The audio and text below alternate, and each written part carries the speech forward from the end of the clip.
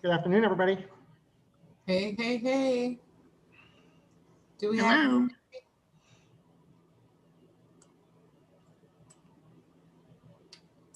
Trying to make Sharon, FYI, when the meeting does start, I will have an amendment to the agenda. So, Do I see Gloria? Okay, we're all set then. Are all, and is Paul with us? not yet. Not yet. Okay. Okay, roll call. Well, Ben. Oh, I think we're still waiting on Paul. We are live and streaming right now. So just Okay. Well, let's go ahead and get started. We want to thank everybody for your patience in the delay of the meeting while we were in an executive session, and we'll go ahead and get started at 3:43. If Gloria, if you would please do a roll call for us. certainly. Ben. Oh. Marty. I'm here. Jim. Present. Kent. Present. Sharon. Present. Paul. And myself. So we have 5 present and 2 not. All right, so we have 5 present. That gives us a quorum, and we will move forward with the meeting for today. Are there any changes to the agenda? Yes, Sharon, I need to, in the third section, approval of minutes. Because we went back to the normal way of doing the claims approval on the claims of March 11th, were done by faxing it to you, and then you signed it and sent it back. We need to include item B, and Helen will have the language for this, but item B, minutes of the approval of the claims of March 11, 2021. So that's how it would usually read. The last few months, because of COVID and all, we've been able to just combine the approval of claims under section 5, but going back to the usual twice a month, we need to do that and have it included in the agenda and approved. Okay. Thank you. I have that written down, but in case I nervously breeze past it, please remind me. Absolutely. Are there any other changes to the agenda? I'll entertain a motion to accept the agenda with a modification. So moved. Second. All right, we have a motion by Marty and a second by Jim to accept the agenda. All those in favor, please signify by saying aye. Aye. Aye. Anyone opposed? Awesome. We will move on to the approval of minutes. And we have item A, which is the minutes for the regular session, February 25th, 2021. Are there any questions on the minutes that we received? I make a motion for approval of those minutes. Second. All right, it's Kent and Marty. Was that your second? I'm sorry. It was, yes. All right, thank you. We have a motion to approve and a second on the minutes for regular session of February 25th. All those in favor, please signify by saying aye. Aye. Aye, okay. And anyone opposed? Awesome. Sharon, I'm sorry. No, you're fine. Should I state that there's 5 voting and 2 are abstaining, or do I have to do any of that on the vote? No? Okay. I believe Helen is keeping track for us, but Okay. and if we were on the phone, I think we had to do a roll call vote, but since all 5 of us are here on the Zoom, we're okay with doing the Thank you. Okay. vocal vote that way. Thank you. Unless there's something that we run into, then we can do a roll call vote. Okay. All right. And we'll do the same for approval of minutes for the approval of the claims for March 11th, 2021. Right. Mhm. So moved. This is Marty. Second. Jim. We have a first and second. All those in favor of approving the claims for March 11th, 2021, please signify by saying aye. Aye. Aye. Any opposed? All right, we're moving on this pretty fast, and that takes us to you, Dave, with the finance report. All right, thank you, Sharon. Yep, in your packet are the reports, and really nothing out of the ordinary in spending. I mean, there are some lines like the snow removal landscape side of it that are high, but that's typically following its same pattern. So nothing new to report. You're seeing that the capital spending is going up and higher than usual, and that's directly tied to the Roland Center construction and things like that. Plus, a lot of the carryover projects from last year that were originally part of that bond request that are now being completed, like a large one was $137,000 chiller repair to the main library and some of the other ones. So those are picking up. Then, I sent the memo out, or the treasurer's report and the board packet. Friday afternoon, I get a notice from State Board of Accounts. And I'm just noting in the thing that, well, they don't know when they're going to start. No, they're going to be starting soon. In fact, it's interesting because this is only the second time this has happened where the board, or the state board, as I was indicating in the report, are so far behind on some of those audits, a lot of their audits, that they are outsourcing our audit to Crow LLC, a local, not local, but a CPA firm. So they're going to be doing the audit for us. And I've been contacted by them already. Not sure, as I looked at what will that impact us, not real sure. In one sense, the learning curve may be a little longer because they may not be familiar with our operations like the state board would be.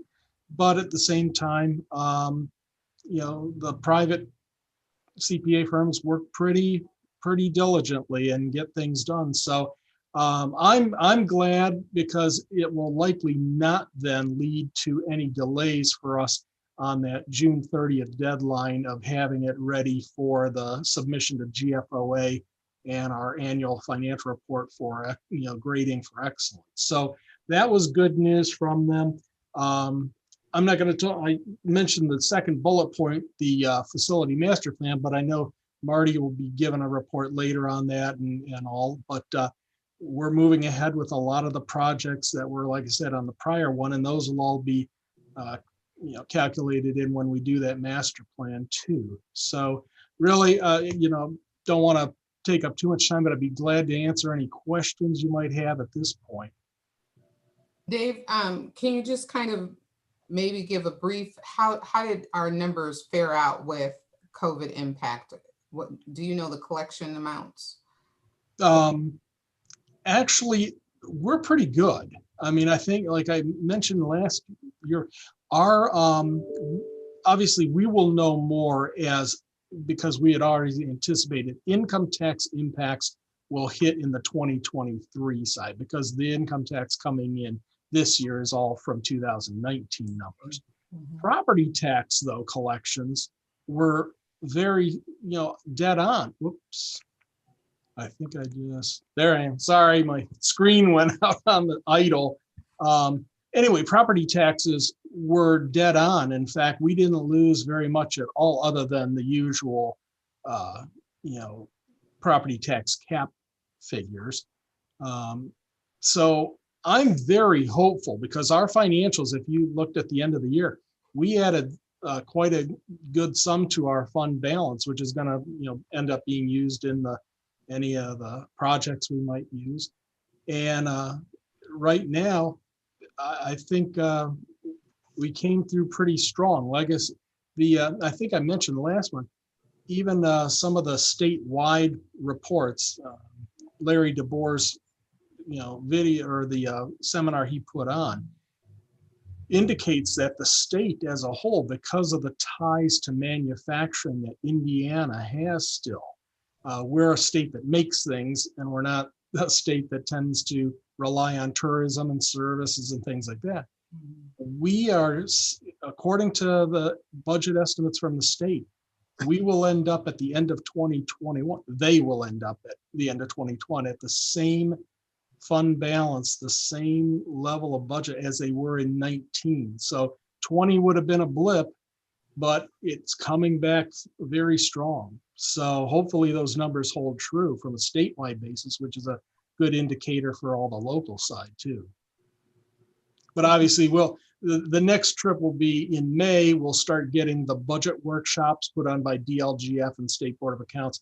those will be some ones that'll have, more indicators on what some of those estimates for 2023 will be, especially with the income tax side. Okay, So, thank you. Thank you. sure. Any other questions for Dave? Alan, oh, Kent? I just had one comment in looking at the finance report too, and just remind the rest of the board that included in that finance report is the list of capital projects that we're currently taking on. And it's nice to see the progress that's happening there. And I just think it's important to say in the meeting that, to Dave's point just now, the lean efficiency of the operations of the library are allowing us to take care of those maintenance items and stuff as we go. And so I know there's going to be a lot of conversation this year around capital. We've already had, that brought up several times with our chair, Marty, giving reports and things. But on that end, I just think, everybody needs to be aware that's listening, out in the public that, that's our goal, is to continue doing that work.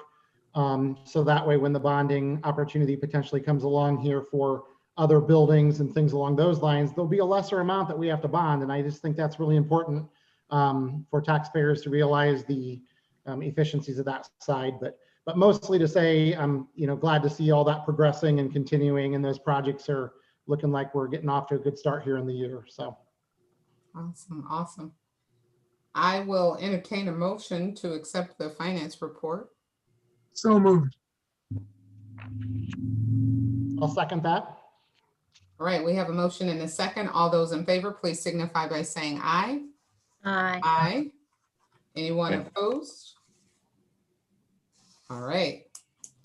Thank you. How about the approval of claims? Yes, earlier today, Jill should have emailed you the claims for today, and along with the high dollar amount. You can see what I was talking about earlier. The two top items are related to the Roland Center project. The CME Corporation and the Design Collaborative are the architects for that. So other than that, they're all, either utilities or, and you can see Signature Lawns are doing the snow removal and the lawn scheme. So that was one of the high dollar ones for February that was a rather expensive month for snow removal here, but hopefully we don't have those anymore. So anyway, those are the high dollars for today, but other than that, nothing else to report on those. Any questions for Dave on the claims? I just had one procedural question. Dave, do we have to sign that again? I did and sent it back. No. I didn't have to, right? We No. Okay. Yep, you're fine. Because Helen's recording the votes too here also. Okay. All right. I move that we approve the claims register as provided to us. Is there a second? Second. All right. We have a motion by Marty and a second by Jim and Gloria. So all those in favor, please signify by saying aye. Aye. Aye. Anyone in opposition? Awesome. All right, that brings us to item number 6 on our agenda, and that's the discussion of nominations and appointments to the Library Building Corporation. So we're here again. How is that going? Does anyone have a nomination? Yes, I do have a nomination, Sharon, Okay. and it would be Mr. Tim Gosheff. That's Gosheff. And I don't have my information in front of me, so if David could help me, have you written it? He works with IDEMIA, and okay. Let me just pull up your email on that and see if I can find it. No, I don't want to look at Helen's. I want to look at Gloria's.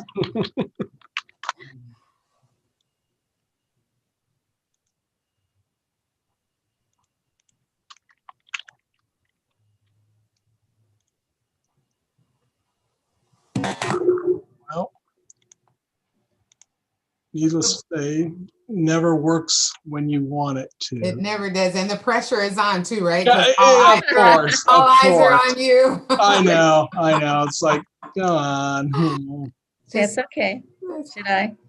Gloria, is this the gentleman that you were going to recommend before?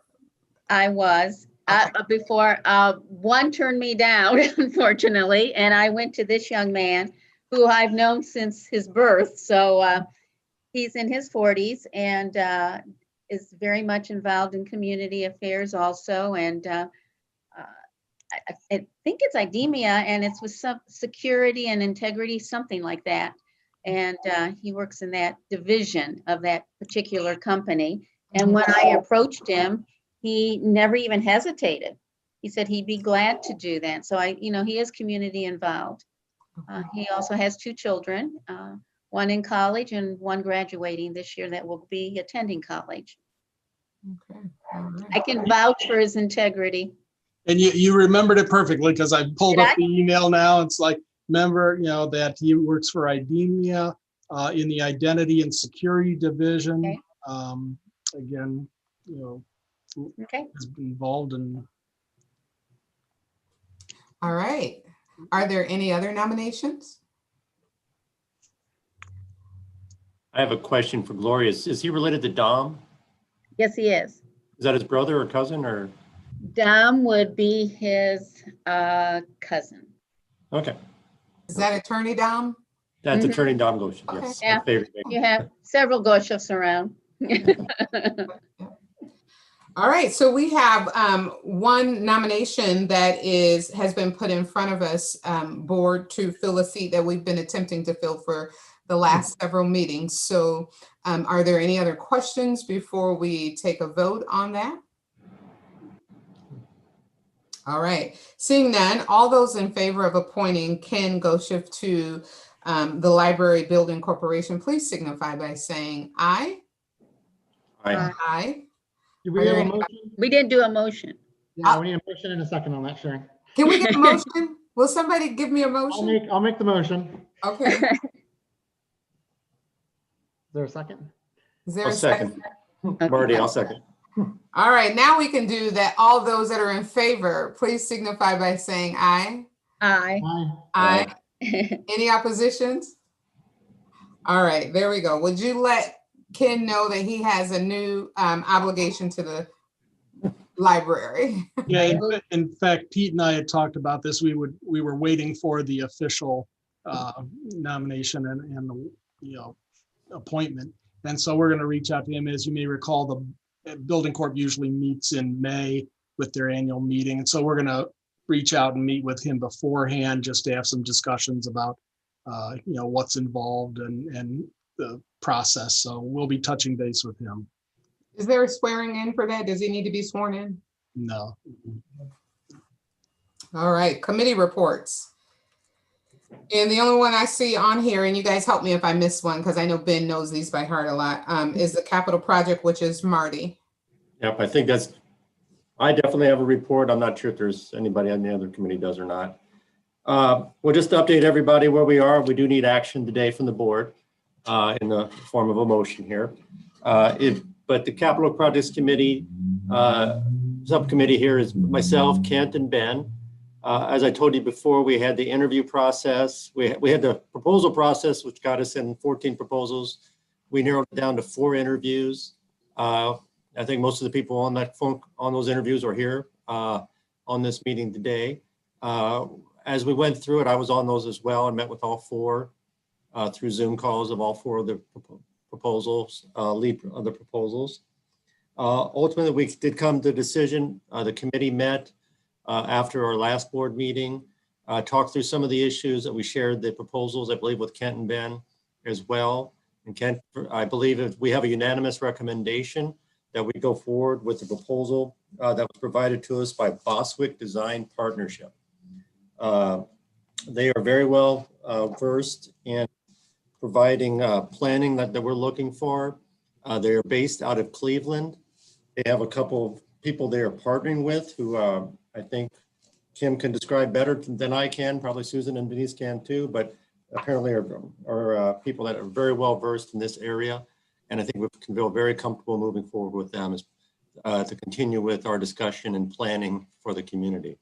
It will include, as we discussed last time, community and staff engagement to begin. It would be their review of the documents we've already had prepared for the library over the last several years. And this is really the culmination of that, to put it all together. The actual capital improvement and building projects will be later down the road, to the extent after we really hear from what our community needs and wants. I'm sure we all have our own ideas, but I think the community engagement part is very important, and the staff engagement part is very important as well in this. So timeline, I'm going to let Kim describe that a little bit. And also we can answer questions. I will tell you that right now the cost that we have outlined in the contract is $154,110. That does include expenses that are expected of about $8,500. There's some expanded work that can be done, which is estimated right now at $76,450. The committee met. Some of that we thought might be useful. Some of it may not be. But the day after we answer your questions, be looking for a motion to authorize Susan to move forward, sign the contract, and get this started. Kim, why don't you go ahead and let everybody know the timeline again, and then we can start answering any questions. Thanks, Marty. As soon as we have a contract in place, we can pretty much jump right into our kickoff meeting. And the first piece will be as soon as we can gather everyone and get our ducks in a row, we'll launch right into a plan for the community engagement process. So that'll be key. And hopefully starting, as I said, as soon as we have a signed contract. And then from there, the consultants will put the start doing some data gathering in conjunction, and then start making recommendations.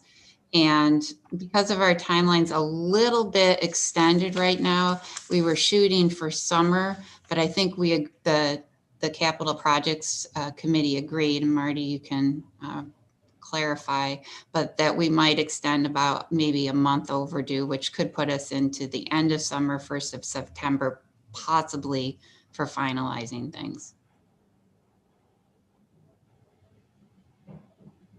All right, thank you, Kim. Mm-hmm. Is anybody else on either the committee or just the people who did the interviews want to make any comments? Or if not, we can just. I'll just say that in reviewing the proposals, it was a good opportunity to review the proposals, going through to understand just the differences between them all and the thoroughness. I think that was the big piece for us. And looking at this, that Bostwick was very comprehensive and inclusive of a lot of what was discussed in the scope of work document that was presented. And so I think we're just excited to keep it moving on that end of it, and everything seemed in line on that end. So I'm like Kim and everybody else, I'm just excited to get moving on it. So. Marty, can you answer for me? The numbers you provided, 154, 110, 85, are those all the same proposal with different a la carte pieces, or are those three different? Okay, I'm sorry. For the proposal for the cost of services that we provided, we gave them a list of services we wanted done. Mm-hmm. And that number came out to their services. Their fee would be $154,110. That's their fee? Right. Then there would also be a reimbursable expenses allowance of $8,500. That may or may not come into play depending on, frankly, how often we want them here in person versus by doing it by Zoom. Sure. Kind of factors like that. But the max right there is $8,500. The other part is really enhanced services that maybe went above beyond what we thought, what we asked for, but what they thought we might want. Mm-hmm. And that's broken down into, looks like 7 different categories, which totaled $76,450. Okay, so max we would be looking at about $216K. That is correct. Yeah. Okay. If we take all of the enhanced, frankly, we probably wouldn't take all of it, but that would be the maximum. That's correct. Okay. Thank you. You're welcome.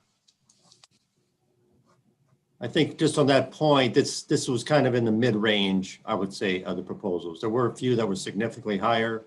There were a couple that were significantly lower that did not make the interview process. But I would say within the range of their service, the quotes we got, this was well within the normal the range of the ones we were seriously considering. So Marty, I've got a quick question. You know, the plan or whatever you want to call it that we saw probably 2 years ago, I think. Is that useful for them, or are they going to have to kind of start from scratch? Or No, they actually, all four of the people we talked to found it very useful. oh, good. They shared with all of them by Kim. I think it was like that plan, facility dude, the demographics plan, and I think there was 3 total. I forget what the other one was. But no, we shared that with everybody, I believe, before we even Great. the proposal. Yeah. And they all specifically talked about that was really just, they would have cost a fair amount more. That was something they can really build on and use. Yeah, I remember that being pretty comprehensive, so I'm glad Yeah. that it was useful. Yeah. So Marty, did you say you needed a motion? I believe we need a motion, or Pete can tell me for sure, but I think we need a motion for approval for Susan to sign and enter into this contract on behalf of the library. Yeah, you can couch it in terms of a contract to be negotiated and finalized after review by council and authorizing Susan to sign. And just so you know, we do have their contract as part of what we asked for, and we have that already. I'm an attorney, but not the attorney for the board, but I've reviewed it, and I don't think it's going to be too much of an issue there for Pete when he goes through it. Can we have a motion, or is there more discussion? I would move for approval. I'll second. All right, we have a motion, a move for approval to give authority for Susan to sign a contract and according to the council's work that they've presented, right? And we have a first and a second. All those in favor, please signify by saying aye. Aye. Aye. Is there anyone opposed? All right, thank you, Marty, for the work you guys have done. That's a lot, I know, so I appreciate that. Are there any other committee reports? I know there's none listed, but I don't want to step on anybody's feet. If not, we will move right on to number 8, which is our director's report. Hi, Susan.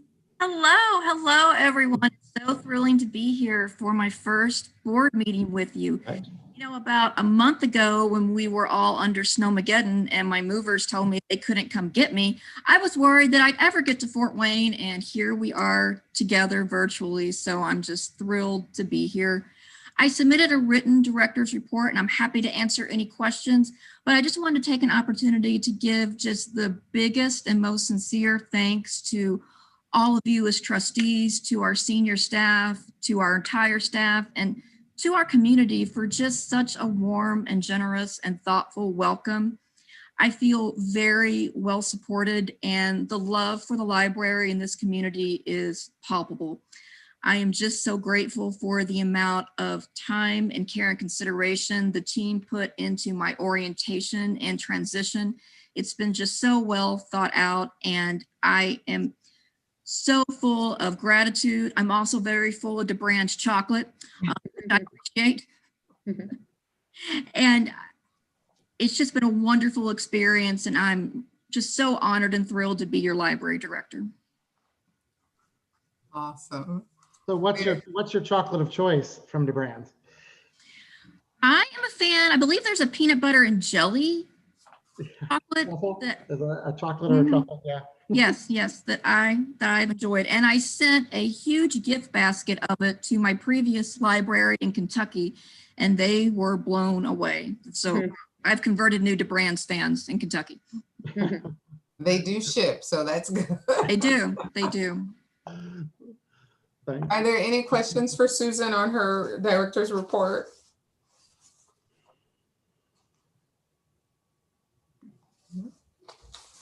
I will just, I'll just ask Susan. Susan, I think you told us you've had a chance to go and look at all the branches. Yeah. At this point, correct? Good. So you've had an opportunity to meet with all employees and staff and some of our patrons out there as well. Yes, I absolutely have. And I was at, I believe it was Little Turtle, and a patron looked up from the newspaper and said, "Wait a minute, I recognize you. You're the new library director," which I loved. That's cool. Very good. Cool. Well, welcome to Fort Wayne, and be careful with the DeBrands because it's not that far from where you guys are located, so No. just pace yourself. Or at least walk while you chew, right? Walk. Right, right. Keep your steps Let's in. move on to new business. And I did have some items to discuss for new business, but shall I go ahead and go forth with those, or is there anything else that you would like to talk about? I don't have any new business, so we can go ahead and go with yours. Okay, great. Well, our first item that I wanted to bring up for discussion is what the board's preference was on meetings going forward. So we do have the large meeting room on the first floor booked if you would like to return to an in-person meeting. So it is ample space to allow for social distancing for the board and staff and any members of the public. That is available to you, or you can continue via Zoom. It's up to you. I did talk to Ben about it because, Ben isn't here this evening. And Ben did say that as long as proper COVID protocols were followed, he would be comfortable returning in person starting next month. Well, I'm just going to say that if we don't return in person soon, I'm going to be very, very, very, very frustrated.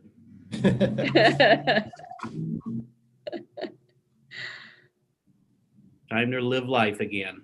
I just love my cubby hole, Paul. What's wrong with that? I just love it, Paul. I think I would agree. Back in person would be good, largely because of Paul's comments in last meeting that, every day we expect our staff to be present, be safe with the public, and I think that is the next good step for us as well. So I would love to see us return next month back to in person. Well, I would say I've been very cautious, and I've been fine with doing Zoom up until now. But if we're all going to go back, I will be back in person next month as well. I could see waiting another 2 months, but it's either next month or the next, or either we're going to do it in April or May. So I'm fine moving forward in April. Well, I had taken the additional step when I talked to Susan, and not only wanted to get back with the meetings at the library, but also extend them to when we used to go out and visit the branches. And I know that's she said she'd look into it. I'm delighted to be able to come in person. Gloria, don't leave me out here by myself. That's okay. I just need to be around some people that I just really respect, and I just want to be there. And I just like being in the library. No, I'm not afraid to come in person either. It's my own personal employment reasons that made Zoom beneficial for me. So, I mean, if I can come in person, I will. But Paul and I have seen each other in person multiple times. So it won't kill me to be there. And I get my second shot in April, so I'm all right. Awesome. I get my first one in April, but from that too, I just a reminder though that we will continue streaming this for the public. So even though our meeting will be in person, Access TV will be there to cover that, and it'll still stream for those in the public to be able to watch it. So that digital component continues on that end of it. So that's positive. Well, great. Well, I think it's been decided. Yes. Mm-hmm. I think you'll get to see our smiling faces face to face next month, Susan. I'm very excited about that. All right. Is there any other new business? There is. We sent out a proposal last night, and I hope you had a chance to review it. It's a proposal that we're very excited about regarding operating hours. We had a subgroup of senior staff. It was Denise and Kurt and Kim B, and I thank them for their work. They put their heads together to review historic operating hours and staffing levels to determine what made sense for us going forward through September. And what we're recommending is that the library maintain our current operating hours, but we do not suspend Saturday hours come this summer. So typically in the summer, 5 of our locations would be open on Saturdays in the summer and the others would be closed. And it's been a goal of ours to bring summer hours back system-wide, with summer being the home of one of our flagship programs, the Summer Learning Program. We want to make sure that we allow families every opportunity possible to participate in our Summer Learning Program. And for most working families, that would mean coming to the library on Saturday.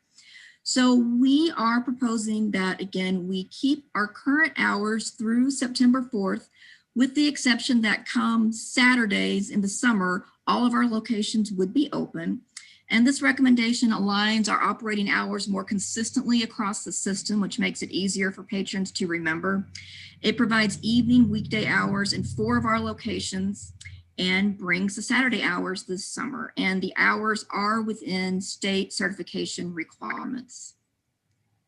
And the proposal listed the hours for each location. Does anybody have any questions about this or any comments? I'm excited. I'm sorry, Ken, go ahead. Oh, it wasn't me. It was me. Okay, sorry, Gloria.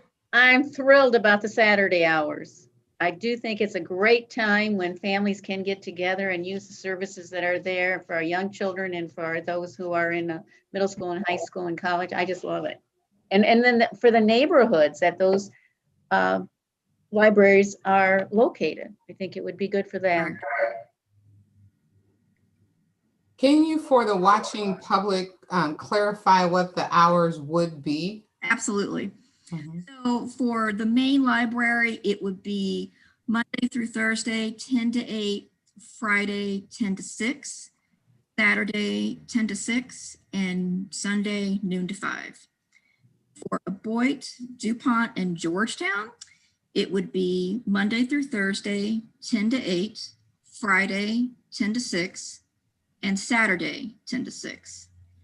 And for Grable, Hessen Castle, Little Turtle, New Haven, Pontiac, Shawnee, Tecumseh, and Waynedale, it would be Monday through Thursday, 10 to 6, Friday, 10 to 6, and Saturday, 10 to 6. And for Monroeville and Woodburn, it would be Monday through Thursday, 10 to 1, and then 2 to 6, and then Friday, 10 to 1, and 2 to 6, and then Saturday, 10 to 2. And we are recommending those hours start immediately and go through September 4th. And we would use these next few weeks and months to evaluate the use of the library during those hours, to look at some staffing models, to make a determination for what hours might look like in September 2021 going forward.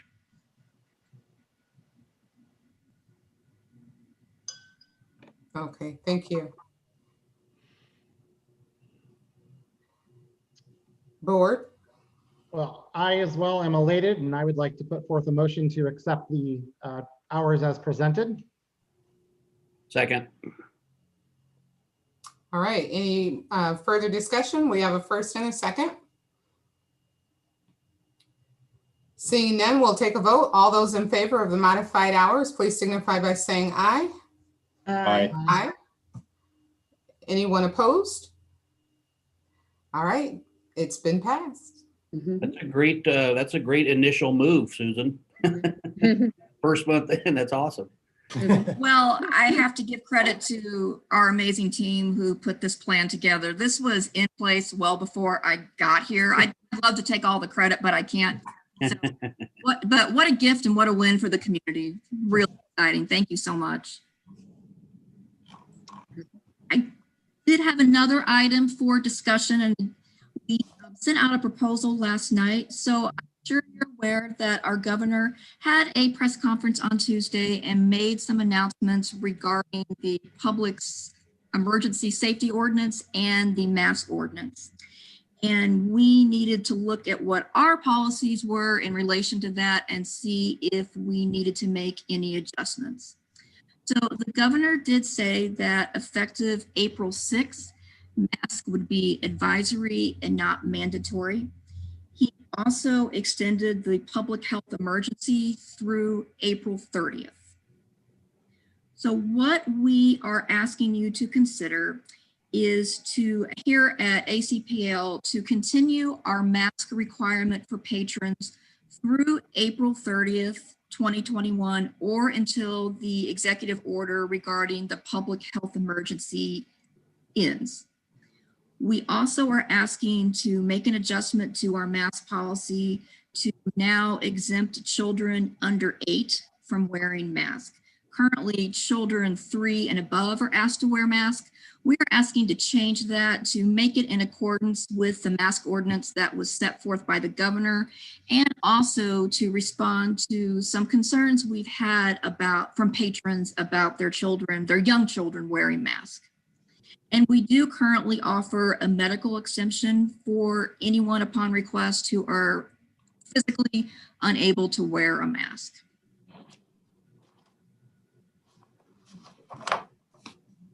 Well, I'll chime in, I guess, on that. No, Paul, I don't think you have anything to add. Why did I know you would be first? Go ahead, Paul. Sorry. Well, for me, and I understand the governor's order and I understand your request. You know, individual businesses are doing the same thing, trying to figure out whether they should continue to have people masked and all that. And I firmly believe that masks work. There's no question about that. It's one reason that haven't seen much flu season at our hospitals this year as well.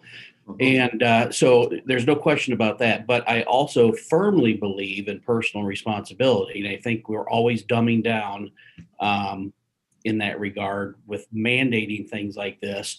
And, you know, it's a stretch sometimes in the world today to assume people are going to take personal responsibility and do the right thing. So, you know, I have to lean towards that. I'd rather not extend it to April 30th. I'll probably get outvoted, but I won't kick and scream. But that's my 2 cents. Just to be clear, Paul, you're saying you'd rather not extend the mask? I prefer not to mandate them until the 30th. Okay, thank you. I just wanted to be clear. Yeah, if I recall correctly, it ends on the 6th. And then so that period between the 6th and the 30th, or even beyond, actually, businesses can do what they want. And I'm kind of tying us into the business world right now. I feel very comfortable with the April 30th only because spring break is coming. I'd like to see what happens after spring break. That's a valid point. Yeah. That's a valid point, but I guess, you know, as I said, I've been more cautious. I understand Paul's thinking. I certainly am looking forward to when it's not necessary anymore. But I would go with the staff's recommendation, mandatory on all respects. I think I've been one more cautious where I said, no, let's just mandatory and let's keep it at 2 and above or 3 and above. And I'm fine with changing a date. I'm fine with extending it to April 30th. We'll see where we are at that point. By that point, I frankly would think probably I'd like to go through the end of May, but I understand there's maybe opposition to that. I'm definitely in favor of doing it through the end of April.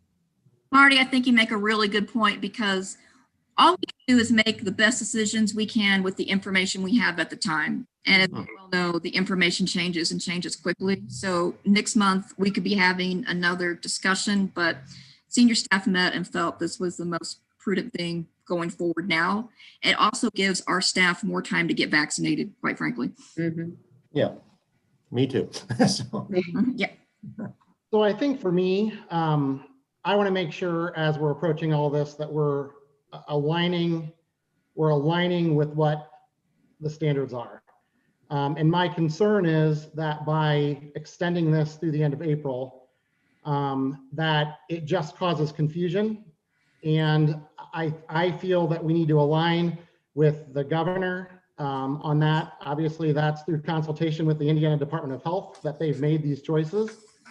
Now, if our local Allen County Department of Health does something different locally, then we obviously have to follow that. But I mean, I would love to see us not add confusion to the public. I just would love to see us align with whatever the governor comes out with, and we align well with that.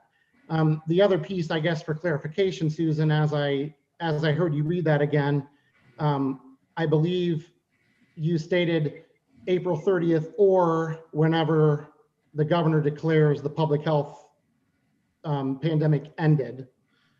I think that's a little slippery slope for us here, because then that says that we are just extending as long as that extends, when that really has nothing to do with the mask mandate. So that's my concern with the confusion on all this. So I'm inclined right now to not support it the way it's written, to extend it, because I really think it needs to align so there's less confusion with the public. And if the governor had called us out like he did for government buildings and schools, it would be different. But, you know, we're not, I mean, from that standpoint. And so I just want to be as clear as possible. And I just don't want our staff to have to encounter what they might encounter on that end of it. So that's just my thoughts as to add to the conversation. So I think for me, a lot of people have become accustomed to wearing the mask in the library. If we get them not wearing them, then if we have to go back the other way, we may run into the problem that we had at the onset with people having to wear them.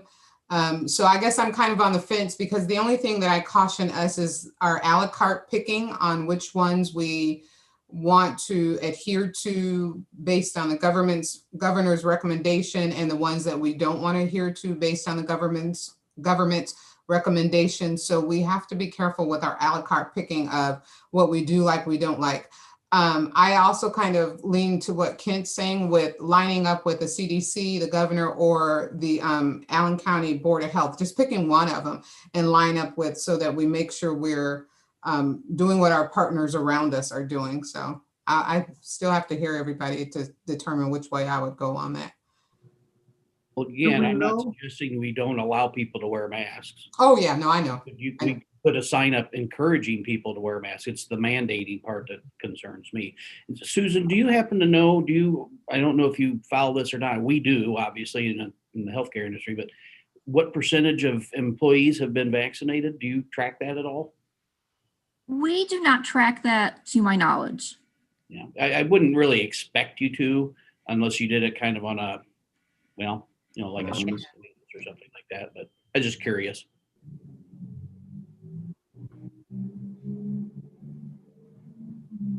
I will Do tell we you. happen to know if there is a difference between what the governor's mandate is versus the county's? County has not responded on that yet. All right. So in that case, we really can't go in with Do you mean the I mean, county? if they haven't responded yet. So. Let's clarify. Are you meaning the county health department or the county government? County Health Department. I think it's still on their website. Yeah, the health department, basically the governor has ceded the power to the counties after April 6th to come up with their own plan. I suspect they'll probably follow. I mean, the numbers are all out there in terms of hospitalizations and all that. It's very easy to understand and follow that. Unless that changes, I'd be real surprised that they don't, you know, do what the governor's doing and letting individual businesses and others either encourage or mandate masks. And Ken, maybe I misunderstood. Did you say that government buildings will still require masks, or that through April 30th, or to what date? Or indefinitely? It's my understanding that continues, the mask mandate continues after April 6th. Correct me on that though, Sharon. That's my understanding too, for government, state buildings. And Paul. Okay, well, I guess I feel like we should follow that until that changes. I would prefer we keep it till April 30th for now and mandate it. I'm more of the opinion that we continue with the governor's, to go along with the governor's statement until 30th.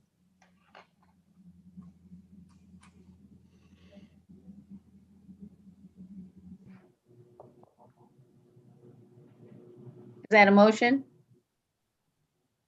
No, that was just giving my. Oh, okay, okay.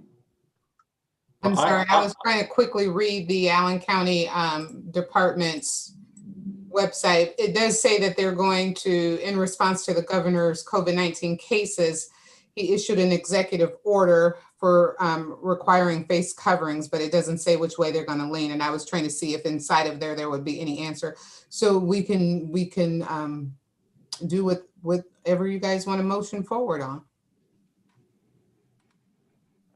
At this point, I'll make the motion that we just follow what the staff has recommended. We need to have a meeting before, when's our next meeting? Is it April?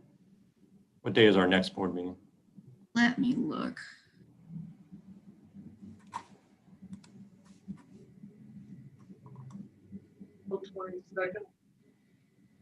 Yeah. April 22nd. April Okay. 22nd.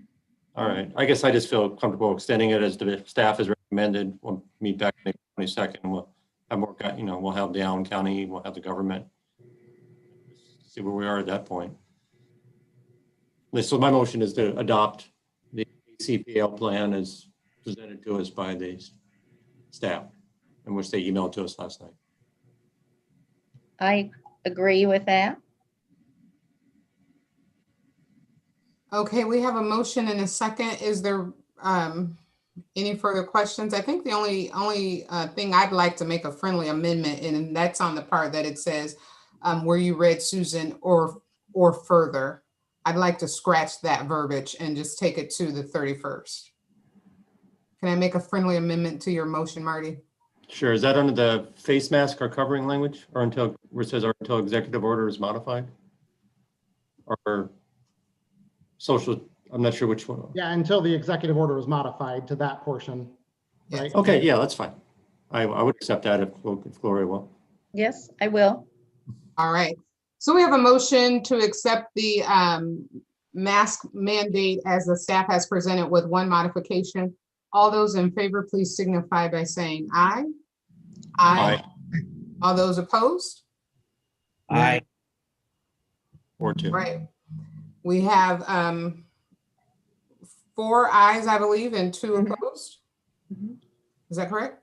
Yes. Yes. All right. Is there any other new business? Not for me. Do you have any comments from the public?